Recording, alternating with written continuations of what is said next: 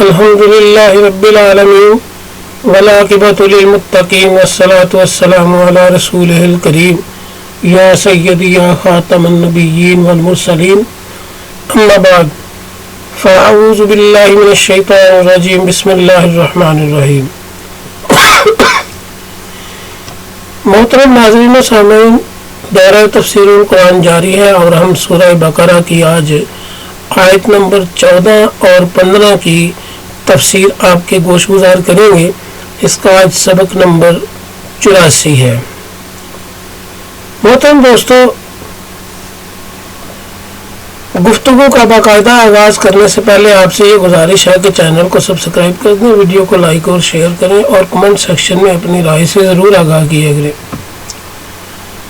آیت نمبر 14 اور 15 سورہ بقرہ کی انتہائی اہم آیات ہیں۔ ویسے تو ہر آیت انتہائی اہم ہے، لیکن یہ بہت ہی خاص طور پہ قابل توجہ ہے۔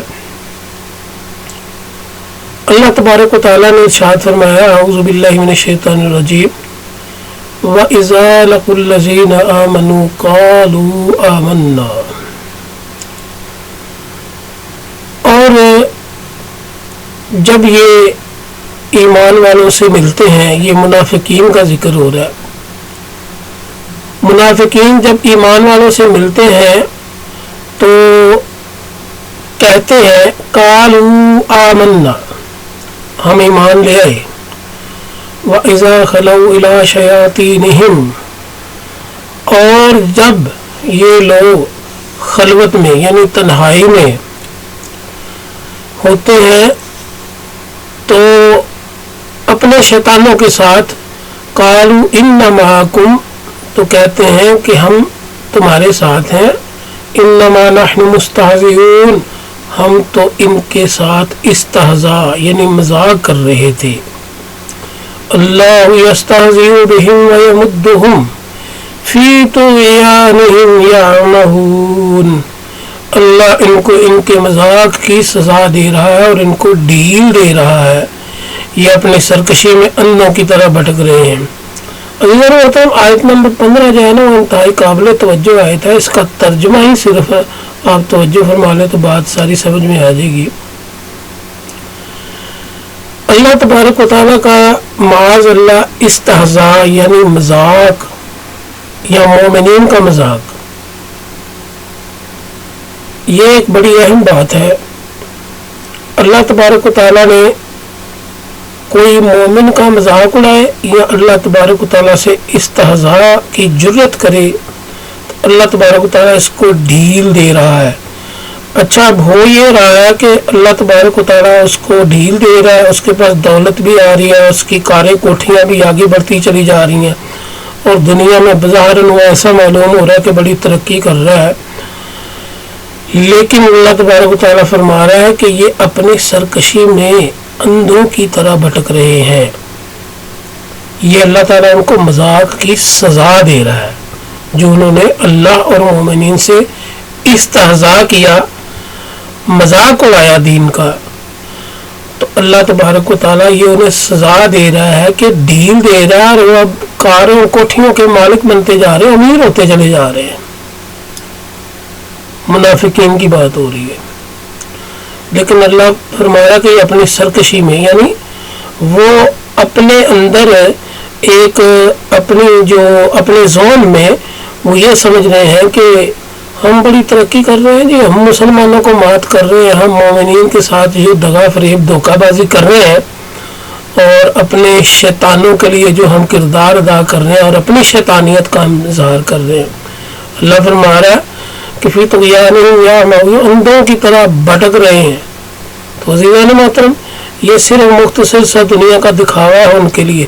جس طرح وہ استہزاء کر رہے ہیں، اللہ تبارک و تعالیٰ بھی ان کے اس استہزاء کا مذاق دے رہا، اصل میں ان کو سزا مل رہی ہے۔ یکدم ان کی جب پکڑ ہوگی اور ان کے اوپر آخرت کی جو سزائیں مسلط ہو جائیں گی تو پھر ان کے پاس چھٹکارے کی کوئی گنجائش نہیں رہے گی۔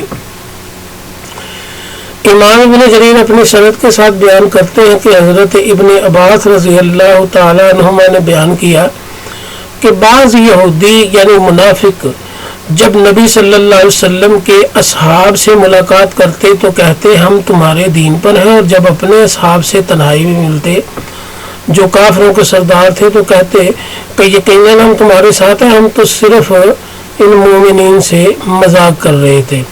علامہ خواجہ نے اس آیت کی شان نزول میں لکھتے ہیں کہ روایت ہے کہ عبداللہ بن ابی اور اس کے ساتھیوں نے دیکھا کہ سامنے سے صحابہ کرام ان کی طرف آ رہے ہیں، تو اس نے اپنی قوم سے کہا کہ دیکھو میں ان بیوقوفوں کو کس طرح تم سے واپس کرتا ہوں۔ اس نے حضرت ابوبکر کا ہاتھ پکڑ کر کہا کہ مرحبا اے بنو تیم کے سردار، شیخ علیہ السلام غار میں رسول خدا صلی اللہ علیہ وسلم کے رفیق، رسول اللہ صلی اللہ علیہ وسلم کے لیے اپنی جان اور مال کو خرچ کرنے والے۔ پھر حضرت عمر رضی اللہ تعالیٰ کا ہاتھ پکڑ کر کہا مرحبا اے بنو دی کے سردار فاروق، اللہ کے دین میں قوی، اپنی جان اور مال کو اللہ کی راہ میں خرچ کرنے والے۔ پھر حضرت علی کا ہاتھ پکڑ کر کہا کہ مرحبا اے رسول اللہ کے امزاد، آپ کے داماد، رسول اللہ کے سوا تمام بنو ہاشم کے سردار۔ حضرت علی رضی اللہ تعالیٰ نے فرمایا کہ اے ابھی اللہ سے ڈر، نفاق نہ کر، منافق اللہ کی بدترین مخلوق ہے۔ عبداللہ بن نبی نے کہا کہ اے ابو الحسن ذرا ٹھہریے، خدا کی قسم میں نے یہ باتیں ازراہ نفاق نہیں کہیں، ہمارا ایمان آپ ہی کی طرح ہے۔ پھر صحابہ کرام کے جانے کے بعد عبداللہ بن نبی نے اپنے ساتھیوں سے کہا کہ تم نے دیکھا میں نے ان کو کیسے بے وقوف بنایا، معاذ اللہ۔ صحابہ کرام نے واپس آ کر یہ واقعہ رسول اللہ صلی اللہ علیہ وسلم کو سنایا تو یہ آیت نازل ہوئی۔ اللہ اکبر۔ تو عزیزان محترم، ایسے لوگوں سے بچا جائے، ایسے لوگوں سے بچا جائے جو آپ کی تعریف کرتے ہیں۔ تعریف سننے کے عادی نہ بنے، تعریف سے بچے، تعریف کرنے والوں سے بچے۔ تعریف کرنے والے تعریف کی آڑ میں پتہ نہیں کیا دھوکہ دینا چاہ رہے ہیں آپ کو۔ اب جب تعریف کرنے والا آپ کی تعریف کرے گا تو لا محالہ آپ کے دل پر شیطان حملہ آور ہوگا اور آپ کے اندر کوئی کبریائی ایمان کو زائل نہ کر دے، تو بچنا چاہیے تعریف کرنے والوں سے۔ علامہ خفاجی نے اس روایت پر حسب ذیل تبصرہ کیا ہے جو میں آپ کو گوش گزار کر دیتا ہوں کہ اس حدیث کو واحدی نے اپنی سند کے ساتھ روایت کیا۔ حافظ ابن حجر نے اس حدیث کی سند بیان کر کے کہا کہ یہ حدیث منکر ہے، اور کہا کہ یہ سلسلہ تو ذہب نہیں ہے بلکہ سلسلہ الکذب یعنی جھوٹی سند ہے، اور اس حدیث کے موضوع ہونے کے آثار ہے، کیونکہ محدثین کی تصحیح کے مطابق نبی صلی اللہ علیہ وسلم کے مدینہ آتے ہی شروع میں سورہ بقرہ نازل ہوئی تھی، اور اس ہجرت کے دوسرے سال میں حضرت علی رضی اللہ تعالیٰ کی حضرت سیدہ فاطمہ رضی اللہ تعالیٰ عنہا سے شادی ہوئی تھی۔ اور اس حدیث میں ہے کہ عبداللہ بن نبی نے حضرت علی کو رسول اللہ صلی اللہ علیہ وسلم کا داماد کہا ہے۔ اللہ تعالیٰ کا ارشاد، ہم عزیزان محترم جو احادیث کی جو تحقیق ہے وہ بھی ہم آپ کے سامنے رکھ رہے ہیں۔ تو اللہ تعالیٰ کا ارشاد ہے کہ جب یہ اپنے شیاطین سے تنہائی میں یعنی خلوت میں ملتے ہیں، تو علامہ ابو اللیث سمرقندی نے لکھا ہے کہ شیاطین سے مراد یہود کے 5 قبیلے ہیں: کعب بن اشرف مدینہ میں، ابو بردہ اسلمی بنو اسلم میں، اور ابو سودا شام میں، اور ابو الدار جہینہ میں، اور عوف بن مالک بنو اسد سے۔ اور ابو عبیدہ نے کہا کہ ہر وہ شخص جو گمراہ اور سرکش ہو وہ شیطان ہے۔ اسی طرح اللہ نے آیت نمبر 15 میں ارشاد فرمایا کہ اللہ ان کے ساتھ استہزاء فرماتا ہے۔ استہزاء کی توجیہ کے بارے میں علامہ راغب اصفہانی نے کہا ہے کہ قصداً مذاق کرنے کو استہزاء کہتے ہیں، اور استہزاء کی اللہ تعالیٰ کی طرف نسبت ہو تو اس کے معنی استہزاء کی جزا دینا ہے، یعنی اللہ تعالیٰ ان کو ایک مدت تک مہلت دیتا ہے پھر اچانک ان کو اپنی گرفت میں لے لیتا ہے۔ اس کو استہزاء اس لیے فرمایا ہے کہ منافقین اس دھوکے میں تھے کہ وہ مسلمانوں کو بیوقوف بنانے میں کامیاب ہو گئے ہیں، کیونکہ ان کے نفاق اور سرکشی کے باوجود ان پر مسلمانوں کے احکام جاری کیے گئے اور ان سے مواخذہ نہیں کیا گیا، لیکن حقیقت میں اللہ اور اس کے رسول صلی اللہ علیہ وسلم کو ان کے نفاق کا علم تھا، اور آخرت میں ان کے ساتھ صورت استہزاء کیا جائے گا۔ حافظ جلال الدین سیوطی لکھتے ہیں کہ امام ابن منظر نے ابو صالح سے روایت کیا ہے کہ دوزخ میں دوزخیوں سے کہا جائے گا کہ دوزخ سے نکلو اور دوزخ کے دروازے کھول دیے جائیں گے۔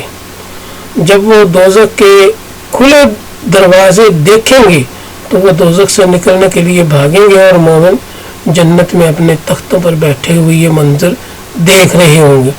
جب کفار دروازوں کے قریب پہنچیں گے تو وہ دروازے بند ہو جائیں گے اور مومن ان پر ہنسیں گے، اللہ اکبر، یہ عذاب دیا جائے گا انہیں۔ جیسا کہ سورۃ المطففین کی آیت نمبر 34 سے 36 تک میں اللہ تبارک و تعالیٰ نے ارشاد فرمایا ہے، ترجمہ آپ کے گوش گزار کرتا ہوں۔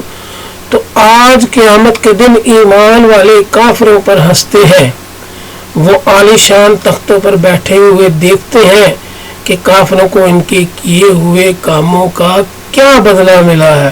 اللہ تعالیٰ نے منافقین کے استہزاء کی جزا یعنی سزا کو استہزاء صورتہ فرمایا ہے۔ حقیقت میں یہ استہزاء نہیں ہے، اس کا جو نظریہ ہے وہ اس سورہ نمبر سورہ شورى کی آیت نمبر 40 میں اللہ تعالیٰ نے ارشاد فرمایا کہ برائی کا بدلہ اسی کی مثل برائی ہے۔ حالانکہ برائی کا بدلہ حقیقت میں عدل و انصاف ہوتا ہے، برائی نہیں ہوتا، لیکن کسی چیز کا بدلہ صورت اسی کی مثل ہوتا ہے، اس لیے اس کو برائی فرمایا۔ اسی طرح منافقین کے استہزاء کا بدلہ حقیقتاً استہزاء نہیں، صورت مماثلت ہونے کی وجہ سے اس کو استہزاء فرمایا ہے۔ تو محترم، آیت نمبر سورہ بقرہ کی آیت نمبر 14 اور 15 کی تفسیر آپ کی گوش گزار کی۔ آگے انشاءاللہ آیت نمبر 16، 17 اور 18 کی تفسیر اگلی ویڈیو میں آپ کے سامنے رکھیں گے۔ اللہ تبارک و تعالی ہمیں دین کو سمجھنے کی توفیق عطا فرمائے۔ وآخر دعوانا الحمدللہ رب العالمین۔